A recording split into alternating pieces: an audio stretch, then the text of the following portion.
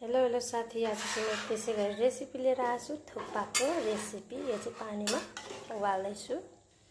चाहिँ पाक्न लागिसकेको छ, अझै पकाउने। ल हेर्नु है साथीहरू, थुक्पा चाहिँ पाकिसकेको छ। अब म चाहिँ धुइधाइ गरेर राख्छु।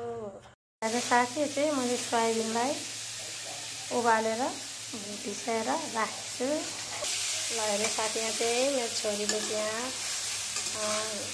खोर्सानी प्याज है पड्काएर अनि यहाँ चाहिँ चना फ्राई हुँदैछ है। त्यसपछि यहाँ चाहिँ गाजर, बन्दा, धनियाँको पत्ता काटेर राखेको छु।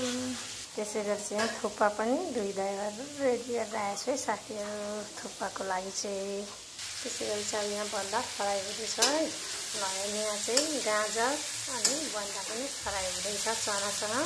हामी चाहिँ यसरी बनाउँछौँ है साथीहरू। त्यसै गरी चाहिँ यहाँ चाहिँ मैले आलु उसिनेर राखेको छु। आलुलाई चाहिँ मैले गुँडगाँड गरेर राखेको छु। त्यसै गरी चाहिँ नुन हालेर अब पकाउने। त्यसै गरी यहाँ चाहिँ बेसार पनि हालेर अब भुट्ने। धनियाँको पाउडर हालेर भुट्ने। त्यसै गरी चाहिँ सुकेको खोर्सानी कलरको लागि चाहिँ यति राखेको। थोरै यसमा चाहिँ हामीले पानी पनि एड गरेछौँ। थोरै यो चाहिँ चाट मसला पनि हालिदिएको। यति चाहिँ मैले अजिना पनि राखेको छु। अब चाहिँ आलु पनि मजाले भुट्ने मसलासँग। त्यसै गरी चाहिँ मैले मसिनो टमाटर पनि हाल्दैछु है साथीहरू सब्जीमा। यहाँ चाहिँ हाम्रो चाहिँ फ्राई हुँदैछ सब्जीको।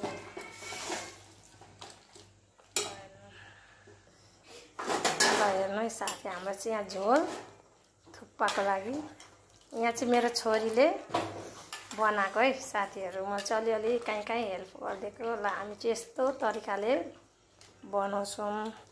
अब चाहिँ झोल उम्लिँदैछ। ल हेर्नु साथीहरू, ल हेर्नु साथी, हाम्रो चाहिँ यहाँ थुक्पा रेडी भइसकेछ। ल हेर्नु साथीहरू, हामीले चाहिँ यसरी बनायौँ थुक्पा। ल हेर्नु साथी, हाम्रो चाहिँ यहाँ थुक्पाको रेडी हुँदैछ है साथीहरू। ल हेर्नु साथीहरू, ल हेर्नु साथीहरू है। ल हेर्नु साथी, राम्रो लाग्यो भने साथीहरू लाइक सेयर कमेन्ट गर्नुहोला। मेरो युट्युब च्यानलमा सब्सक्राइब गर्नुहोला साथीहरू।